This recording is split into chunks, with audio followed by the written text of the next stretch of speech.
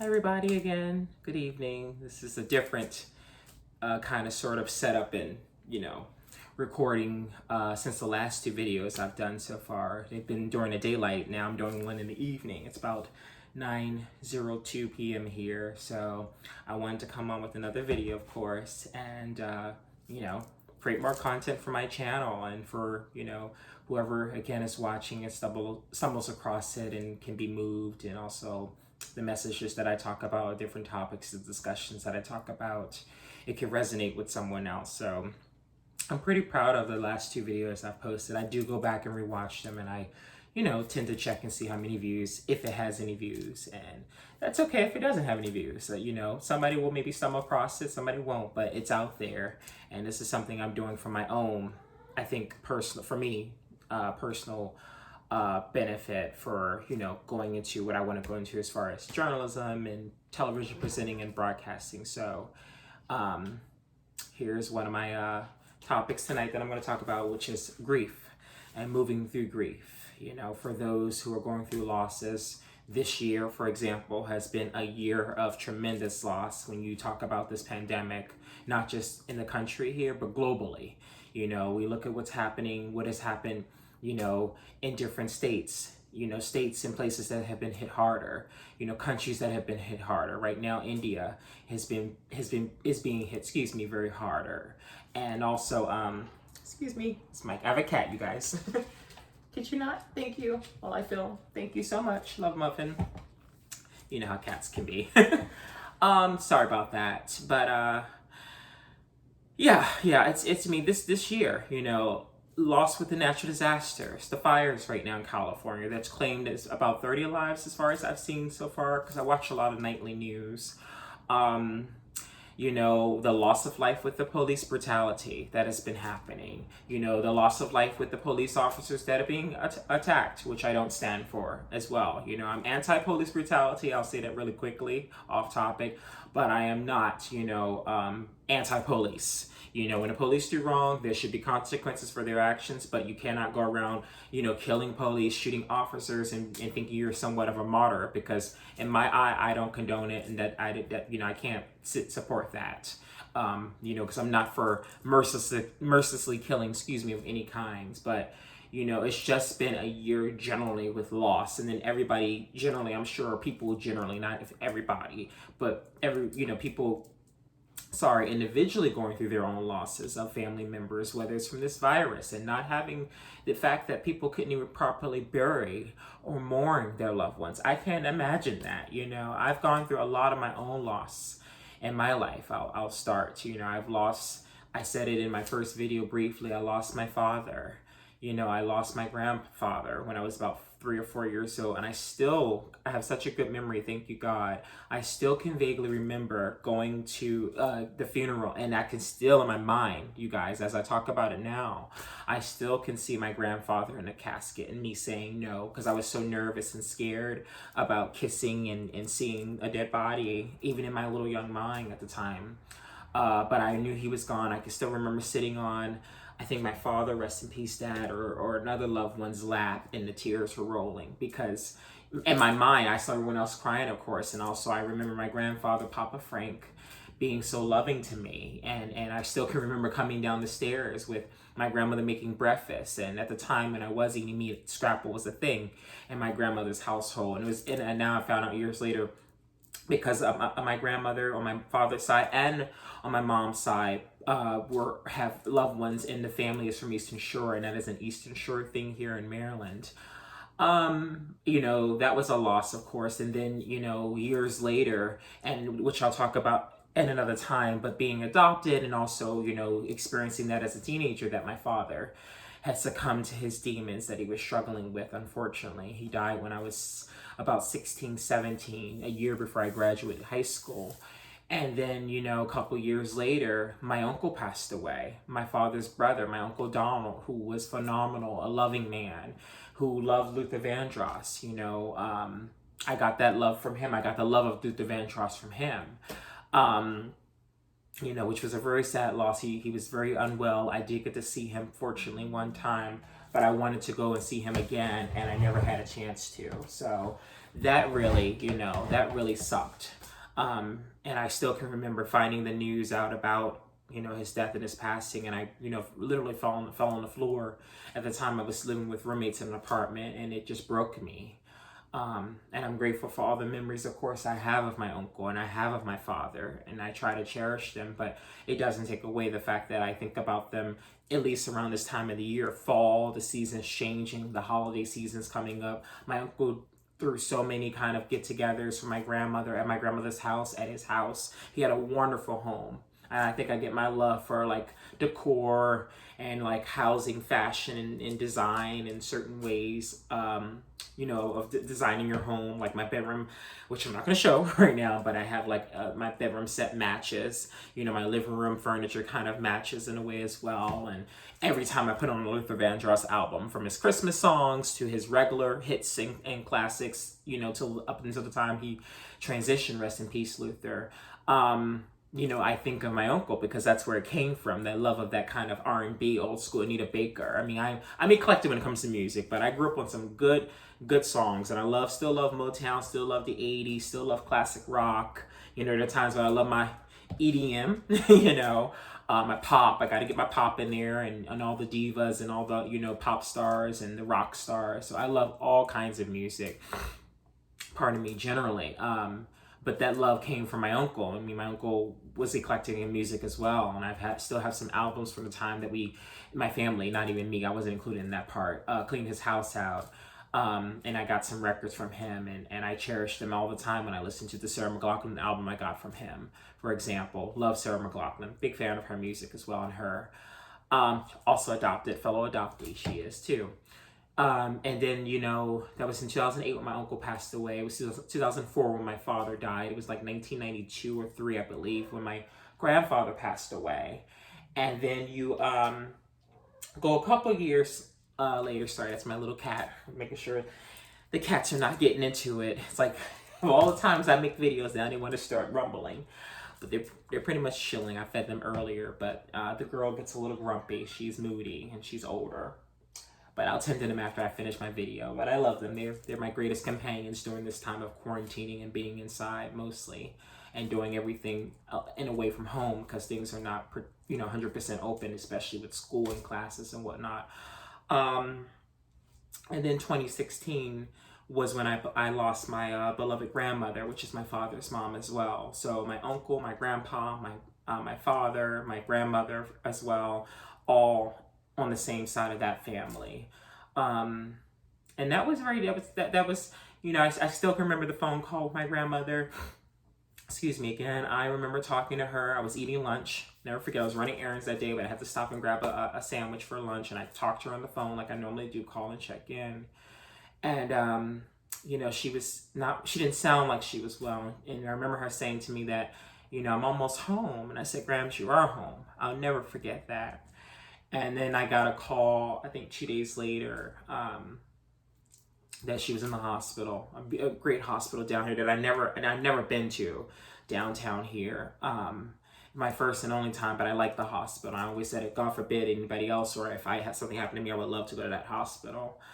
And I remember she, was there for 2 nights, and then she, ended up going into a hospice nursing home. And my cousin at the time was saying that she would take care of her, because my uncle, rest in peace to him, my Uncle Donald, always said that he would make sure my grandmother didn't have to want for anything.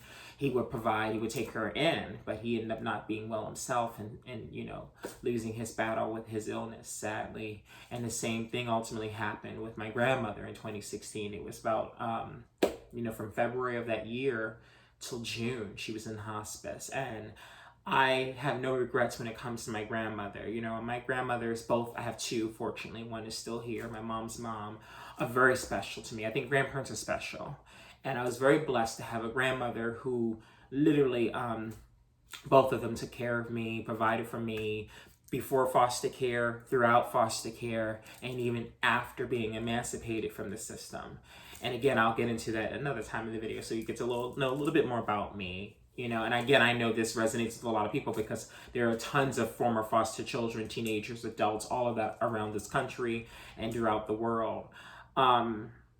However, yes, I have no regrets because I was there every day, by her bedside, trying to make sure she was eating, trying to administer any kind of care we could from as a family that the nurses and the nurses' aides and doctors, couldn't, and when your loved one is, I guess making that transition because they get to a point where they stop eating, they let themselves go, they become very, it was something to watch. It was hard, and it still is at times. It hits me. Sorry. Try not to cry and try to keep it together to get the video, done, and my experience and opinions and all of that across. But it's definitely still hard because you're literally seeing them go from upbeat to really really sinking away. And that was like over the course of those months and those weeks and periods. And I thank God for the friends I had at the time and still do. Some of them have changed, some of them have gone away over time, but my friends really, one of my friends, he's like a little brother, he's younger, was really there, and they were kind of escape and at times a support and shoulder to lean on. And I ended up going away to the mountains for a weekend, which was needed, before coming back to where I live in the city here, back in state, and finding out that Monday at around 11 o'clock, a little after, that she did not end up. We needed to get there before she was going to make her transition, and she ended up passing away. My cousin called me. We're her first grandkids. My cousin has children. I don't. We're the first grandkids, and then my cousin has children, which are the second generation and younger cousins. And it was hard. I couldn't walk in the room. I remember not even being able to go in the room and see my grandmother's body gone. I could still see it. And the moments where that grief or that loss hits me the hardest, I can envision all of that. I have never gone back to her home.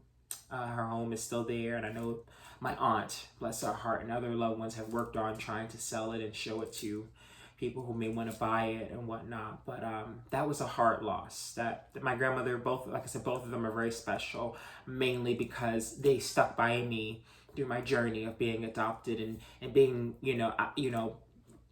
abandoned. That's what happened ultimately for me, to be adopted into the foster care system.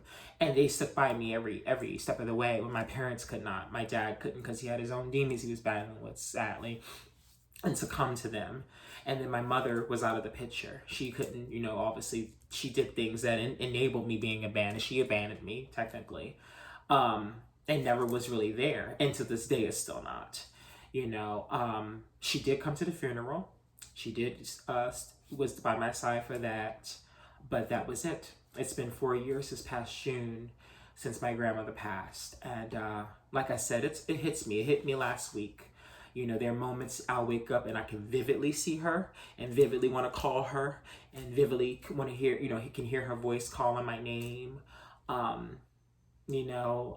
are certain things I watch and I listen to. For example, Lifetime. I'm that guy. I love Lifetime movies.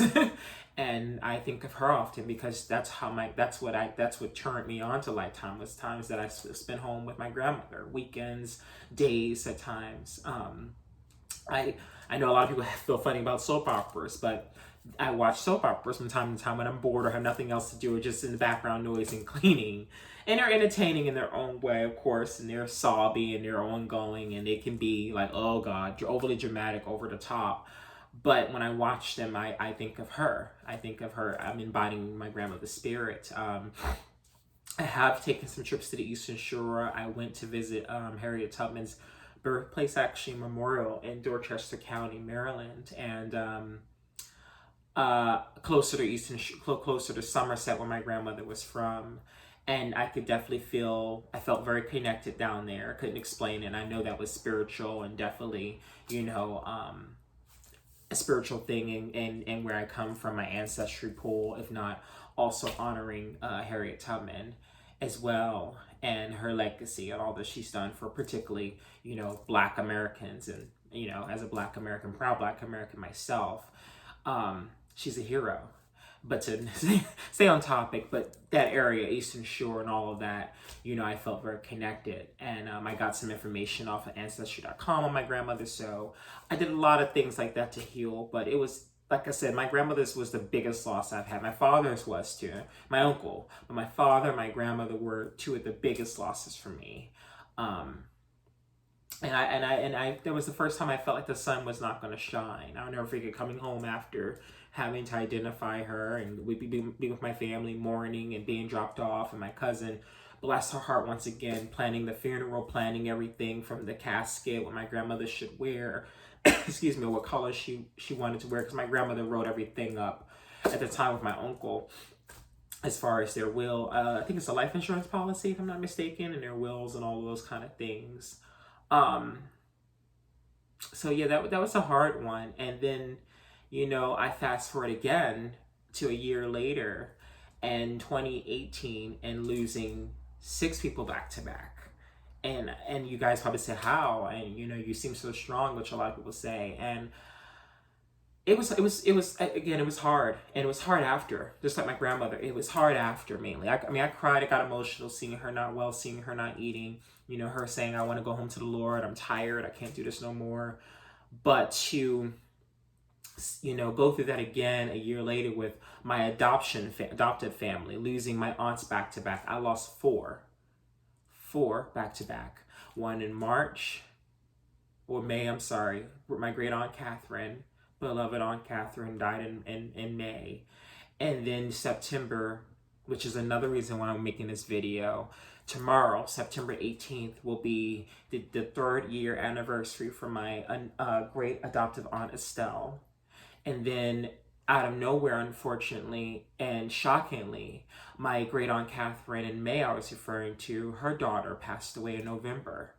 And that anniversary, of course, is coming up. And then in December, there's a death anniversary and passing anniversary for another adoptive aunt, Helen Stafford, who was an amazing woman. And she became ordained as a minister for the Methodist Church. And she, lost her battle to cancer.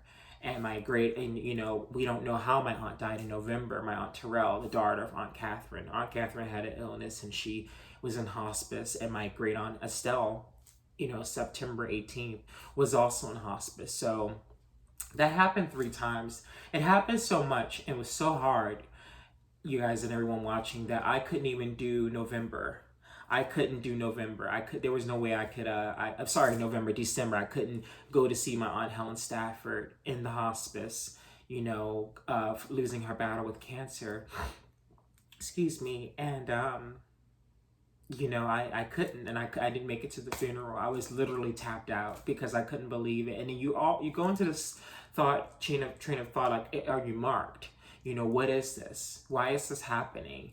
As everybody goes through that with whatever kind of thing they're going through in their life. I think a lot of people are saying that with this COVID, who have lost loved ones to this coronavirus, who have lost loved ones to the fires right now, and their property's gone. Not once, but for some people, it's twice. They've gone through this, a year ago when the fires were devastating in 2018. And they're going through it again, and then you have the hurricanes, that are causing devastation and floods. We have rain that is supposed to come here tonight due to precipitations from these hurricanes that are out here. Hurricane season is really coming, or is really here. This year has 2020. It's like cancel 2020 because it really has been a year of so much suffering and so much loss and grief and devastation. And personally knowing this, and then like I said, 4 aunts back to back, and the last 2, which makes 6, is 2 friends. 2 friends of mine passing. My beloved friend Sean in February of 2018. My beloved friend Anson this past August made a year. And just this past week and a half, Wednesday, which was yesterday, made it a week, I found out that my mentor from my adoption background passed away. I had no idea she was gone all this time. I received news last Wednesday. And again, I say all this, and again, the title of this video is Moving Through Grief, and trying to pick up the pieces and trying to, find a way through it all. And I think, for me, I can speak only for myself, I think and feel like you're always finding the pieces. You're always moving through.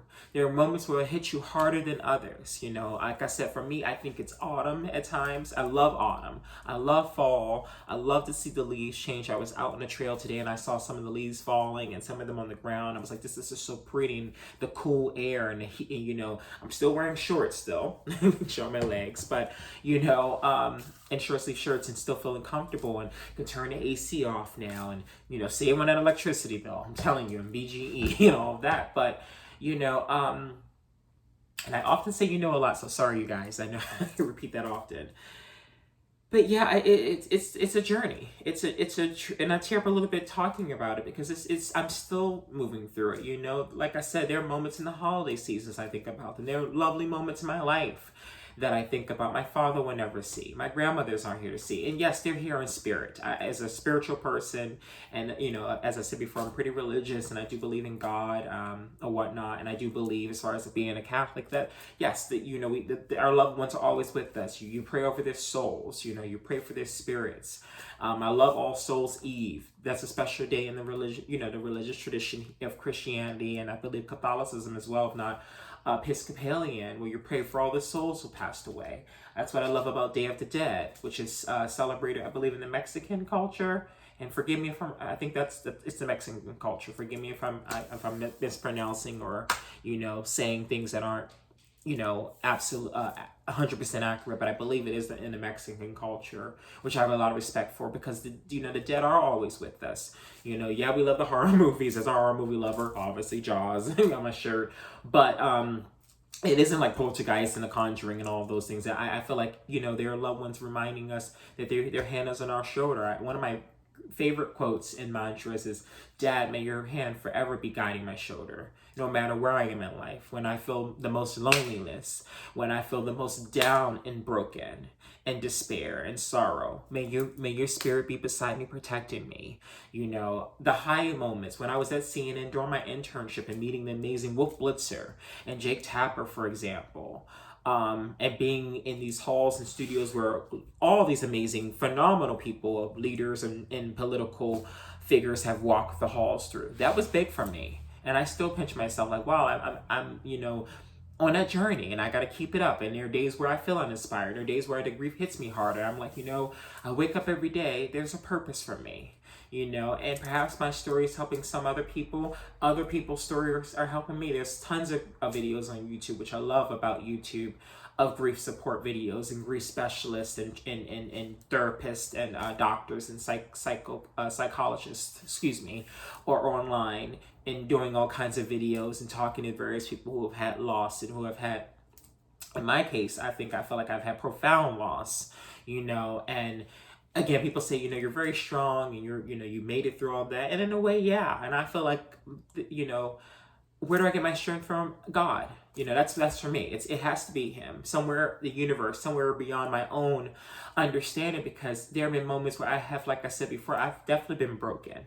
You know, I felt so down and so out, and have missed my loved ones so much, and felt like I can't talk to a lot of people. My friends don't understand me at times, or, you know, being single and dating and mingling and how that goes. You know, sometimes you just rather be alone, because you know how the dating world can at times be challenging nowadays. And, you know, feeling lonely and feeling broken, and just wanted my father, you know, just wanted to see my grandmother one more time, just wanted to, unfortunately, say goodbye to friends and my aunt that died suddenly. You know, that's the things about the sudden losses. My mentor, I never got a chance to say that final goodbye.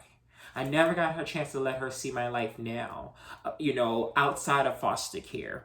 9 years later, emancipated, my home life, you know, the things that I'm studying, my 2 theater productions that are right now on hold, but one is going to be resuming next year. We'll see, Lord willingly, how the world goes, but I know we're on for Matilda in January, and another musical production, stage production I'm in, is Godspell. I've been acting since I was 9. Long story short, it's in theater has always been a hobby, escape, and, you know, obviously something I love doing. And I'm a dancer and a singer in the shows, but I'm more of a dancer and performer and actor-wise. And, you know, that they won't be able to see those shows. I had a hard time doing Wizard of Oz last year because my aunt passed and she wasn't able to see the show, you know. And it's very hard to be strong. It is. It's very difficult to, put on the facade and say, okay, I'm okay, and escape into the work and escape into the studies and escape into, going out with friends and doing this task and doing that task and whatnot, and not really feeling. And I'm the kind of person, as I said in my prior video, keeping it real, that I believe in being true to yourself and being true to your emotions and feeling how you feel. I know some people say don't celebrate death and, oh, they're in a better place and they wouldn't want you sad, and to each his own. And I think there are people who are trying to be helpful and that mean to be helpful. But we do have people that say things that are insensitive, that can be hurtful. And they don't mean to be hurtful. And at times they don't know what to say and how to say it. Pardon me, excuse me. And I definitely have had that other experience with grief and moving through and I remember it's a woman I follow, sorry, she's a mom and she's a mother on YouTube, Red Mare, I believe her name is. She has an amazing vlog channel. She talks about grief and loss and all kinds of other things. And, one of the things she definitely talked about, which I was grateful for, and I heard on another grief video, is that you do lose, sometimes you will lose even friends that you thought would stick around and stick through it with you. A lot of friends, in a way, I've lost in the last year. Maybe about 7 or 8, I can say, or more. And I've accepted it. I've realized growing and getting older and more mature, there are people that will come and go out of your life, and the ones that are meant to stay will stay, and the ones that aren't will go, and you let them go. A real friend wouldn't just back out. A real friend wouldn't just drift away. I wouldn't do it. And I often look at myself and self-evaluate, honestly speaking, that I do. I look and say, if I was the shoes on the other foot, what would I do? Would I back out? Would I try to be consistent? And I have been that friend, reaching out, checking in. And then if someone gives me the brush off or don't respond or act like they don't want to be bothered, then I back away. But I try to also always respond no matter where I am. When I've had my dark days, when I've had my bluest of blue moments and deepest of sorrows, I'm telling you, last year was a dark December, a dark November, a dark September. I mean, it was a hard year with grief. It hit me very hard and rose, and there are moments where the grief hits you so hard. And again, I'm speaking for me, where it brings you to your very feet. And it's like, Lord, what else? I can't take anymore. And again, you say, why me? What is the point of all this? Why? I've gone through all of this stuff with the foster care journey, and I've lost half of that and lost my mom and my father, and now these lovely women who have taken me under their wing as nephews and family through my amazing adoptive mother and her family, and then they're gone like that, back to back. And yes, illnesses, age-wise, because these women were of age. I mean, my grandmother was in her 90s. My aunt Estelle, rest in peace to her tomorrow. Her death anniversary for 3 years. She was in her 90s. My beloved Aunt Catherine was in her 80s. Her daughter was not that, not there, but she was up there in her 60s, I believe Aunt Terrell was, an amazing woman, funny, comical, gone. And they found her. That was the hardest thing. They found her. I'll speak a little personally on that, in her home. And we still never had an answer about the cause of her passing. And that broke me. I'll never forget where I was at when I found out and heard the news from my own mom that she was dead. I mean, it literally knocked the wind out of me. I really have, if only people knew. And again, I'm making this video to be, open and honest and also help myself, because it does help talking about it. Therapy and counseling is another option. Everybody's different on it. I know some people don't feel comfortable talking to a counselor or therapist. There's such a stigma with grief, I believe, in our society, culturally. And, I can say that as a Black person, I've heard a lot of things when it comes to the Black community about grief and sadness and depression from the whole Christian perspective, like you're not praying hard enough. And I don't believe in that foolishness. I think God understands when we're down. He knows before we even think it and feel it.